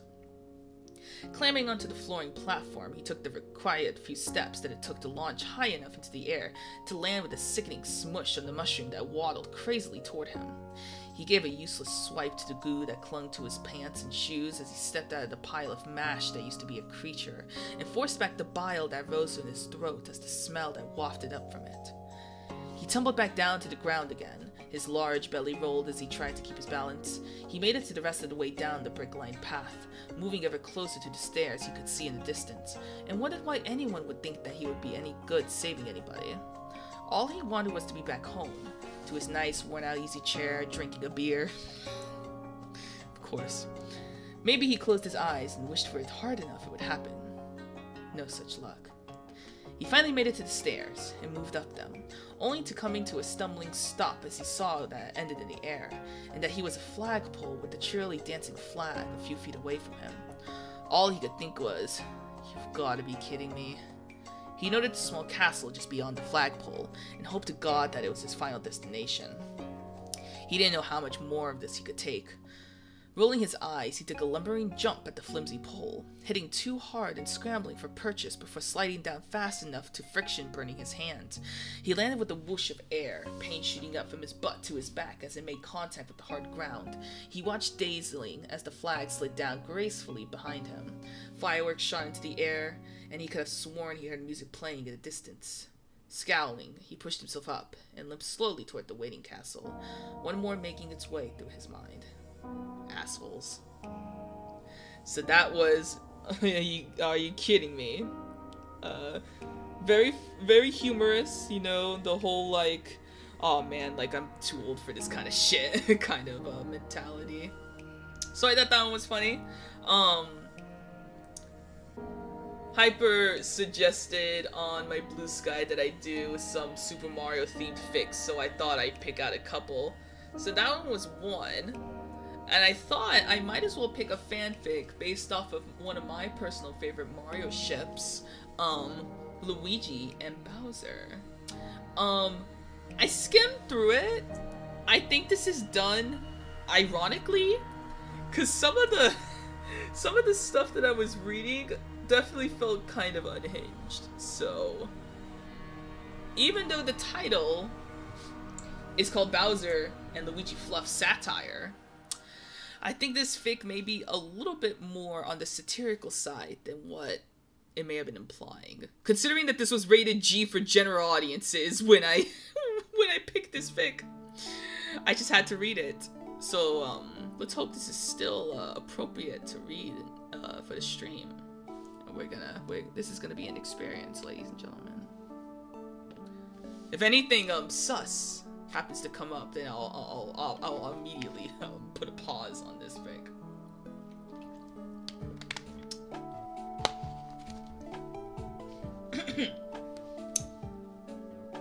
Summary: Bowser comes to kidnap Peach. Doesn't go how he planned, but at least one princess gets swept off their feet. Note: it's short, but here y'all's food, so eat up. Thank you, 3uzBuzz, for writing this fanfic. So here we go. It was a peaceful day at Peach's castle. Luigi was called upon by Peach to take care of some stray Goombas wreaking havoc on her property, even though he's a huge fucking wimp. So obviously he accepted the job and stated massacring the Goombas outside the castle. Yahoo! Luigi muttered as he stomped a Goomba to death, smashing it beneath his goofy-ass clown shoe until it vanished into thin air. Luigi! Peach exclaimed as she trotted out of her castle, holding her dress up slightly off the ground as she ran. Yes, princess? Where's Mario? Look what I found in my castle! Peach dropped her dress when she reached Luigi and grabbed what looked like a note out of her dress pocket. Luigi gingerly took it from Peach's hand to read it. I don't know if I can read this. It's okay. Hey bitch, I'm gonna kidnap you again so Mario will come find you. Then I'll move you somewhere else so me and Mario can make sweet gay love. Bowser. Kiss hug, kiss hug. Once Luigi finished reading the note, his face went completely pale. Mamma mia, what do I do? Call Mario, Peach exclaimed. Luigi was about to call him up before he could take his phone out of his pocket. He hesitated. No, I will take care of Bowser. What the fuck did you just say? Without Luigi proceeding to stomp multiple Goombas, absolutely going ham-smacking the crap out of them, but keeping them alive. Luigi? Luigi then compiled the dazed Goombas into a tall pile and climbed to the top. I will talk to Bowser myself. Ah! Luigi exclaimed as loud as he could, hair blowing gallantly in the breeze as his brows furrowed into a smolder. Peach clapped her hands together as she looked up at him. Oh, Luigi. Dark clouds and lightning began to fill the sky, and the earth beneath their feet began to quake violently. Peach and Luigi snapped their heads up toward the sky in horror. The gloomy clouds above Peach's castle began to part as an old but large-looking ship began to descend out of the sky. Bwahahaha! Bowser's laugh echoed through Peach's kingdom, and in the distant thunder and toadstool screams could be heard. Aw, shit! Luigi muttered as he pissed himself. Peach screamed and attempted to run away, but she was too late. Bowser leaped from his ship into the sky and landed right in front of Peach. Bowser grabbed Peach by the waist and flung her over his shoulder, but before he turned to leave, he locked eyes with Luigi. For a moment, the thunder, screams, and cries of Peach drowned out, and the whole world seemed to stop as they gazed deeply into each other's eyes. Bowser broke the gaze to look at Luigi's crotch, then back at him. Damn, boy, you pissed yourself?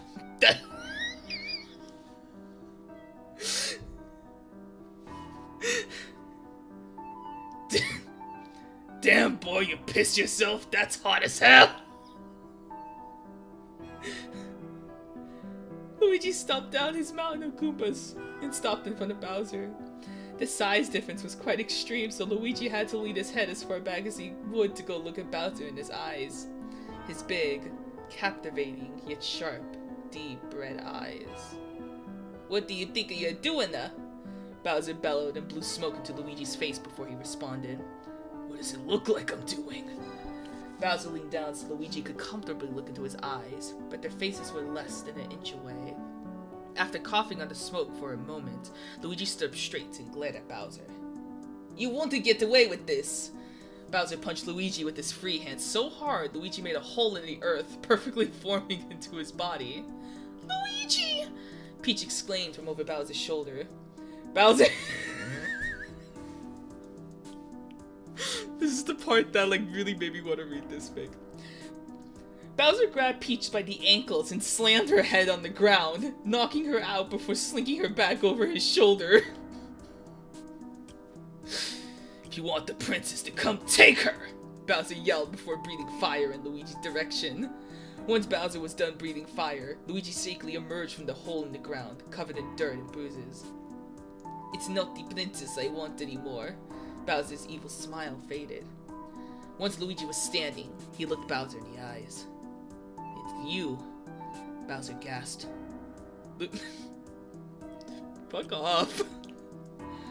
Luigi, senpai, what are you saying? Luigi walked up to Bowser, hair blowing in the wind dramatically. Once he reached Bowser, he got on his tippy toes to gently stroke Bowser's cheek. You're my princess. Bowser snarled and slapped Luigi's hand away, letting Peach's limp body slip off his shoulder. She hit the ground with a dramatic thud and crunch. What are you talking about? Your brother never said anything like that before. That's because Mario was blind. Mario didn't see the real princess in front of him all along. Bowser put his hands over his mouth in shock, blushing before turning and running back to his ship. Bowser, wait! Luigi yelled. Checks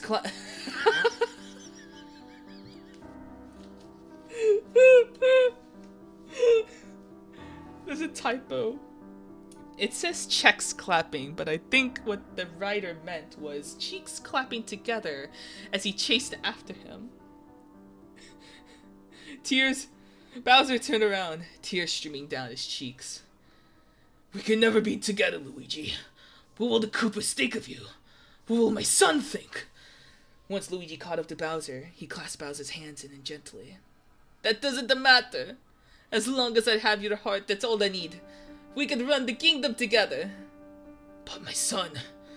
Luigi kissed Bowser's hands. I'm sure he'll come around. Bowser... Wow, this escalated quickly. Bowser violently grabbed Luigi by the shoulders and lifted him up and began making out with him.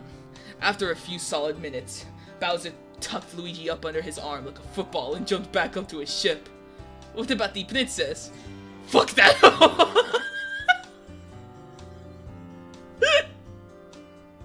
Bowser began to steer his ship back into the clouds so him and Luigi could live happily ever after. Beautiful. Beautiful. Just amazing work. I'm gonna give this fic a kudos. Thank you again, 3UsBuzz, for your wonderful interpretation of Bowser and Luigi. That was amazing chat. I'm gonna take a little sippy sip real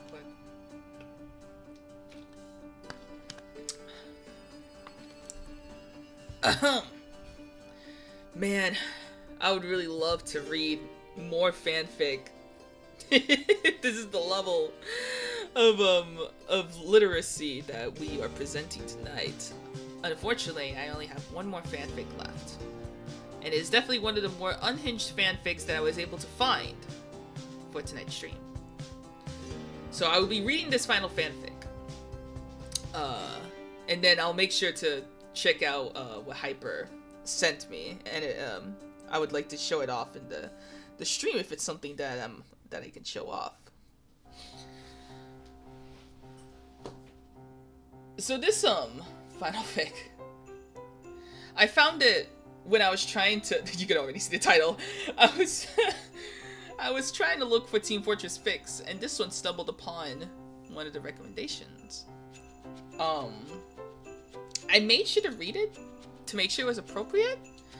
I don't know if I'm sure this is all done ironically. It's definitely done ironically, but for some reason, the way that this is written feels like that it's catering to a specific niche? We'll find out. I don't even think I'll be able to comprehend what exactly I'm reading, but we'll try. We'll certainly try. I just want to point out that one of the character tags is called Spy Ellen. And you may be wondering what the fuck a Spy Ellen is. Well, there's an additional tag in this fic called Watermelon Curse. I feel like you know where this is going. So why don't we just get started?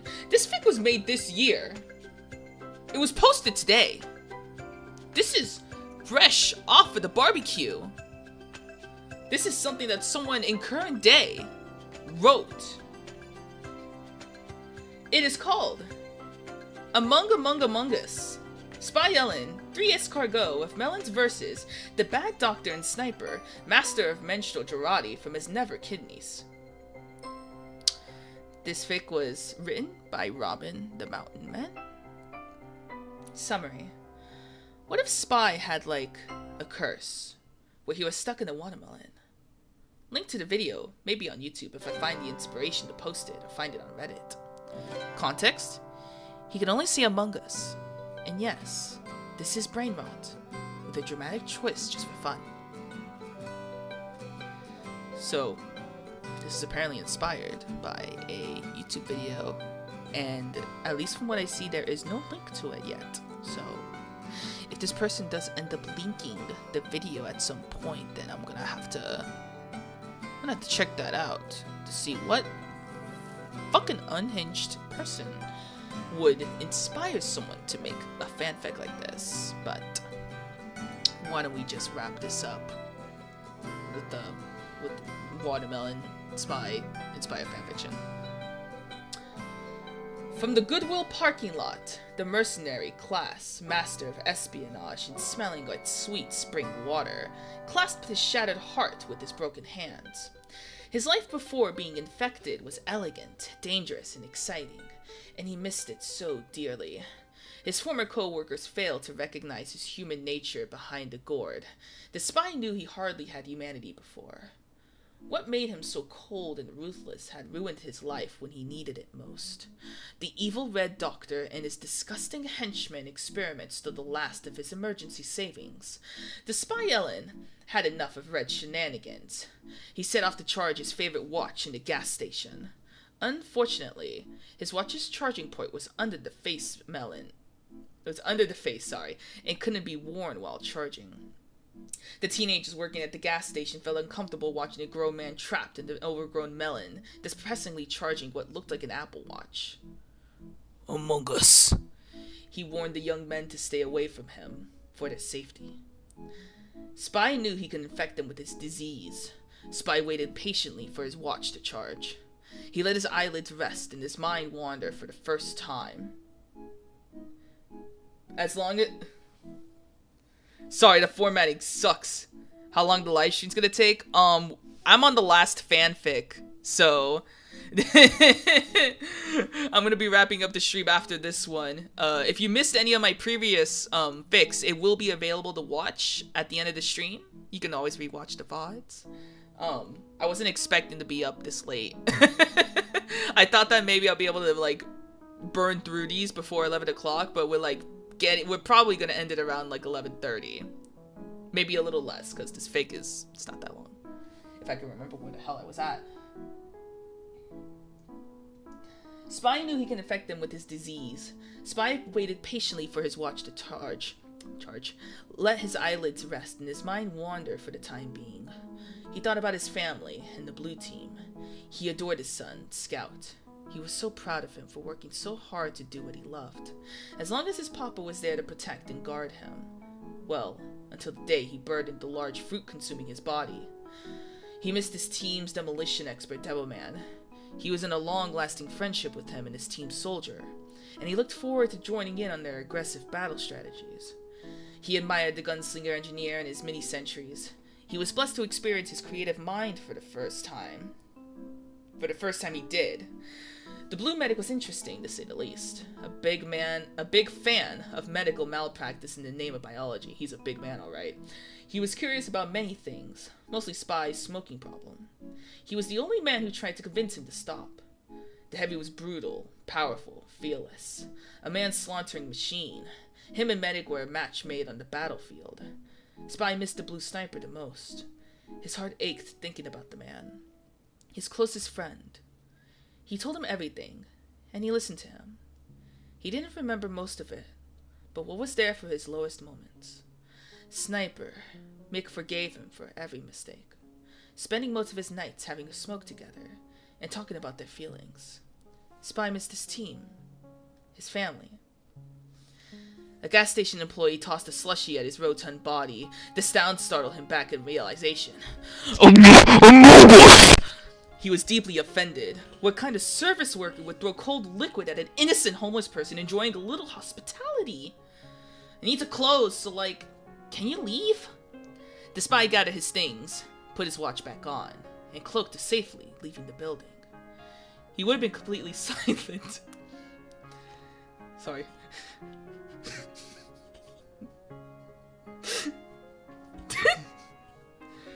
He would have been completely silent and undetectable if his melon body didn't get wedged into the door frame. How embarrassing. That was earlier too loud. No. No, I think it was just fine. That was Among Us, Spy Melon, 3S Cargo of Melons versus the Bad Doctor and Sniper, Master of Menstrual Girardi from His Never Kidneys by Robin the Mountain Man. I would like to thank those who stick around for this live reading of AO3 fanfictions that we have read tonight. If you are curious to follow any of the fics that I have read, you may search for them on AO3. Man, my chat is delayed as fuck for some reason on this one. Oh, there it goes. It updated. That was funny. It was just slow to update. Thank you all so much for joining. Thank you so much for listening. I had a lot of fun reading some of these fan fictions, especially the more satirical takes on it. So maybe for another time, I can pick up some more fan fiction. Maybe try to get more suggestions from people so we can get a little bit more variety. And maybe find some diamonds in the rough. Alright. Hope you all have a good night. It is currently 11:19 in Southern California. And I hope to see you guys again real soon.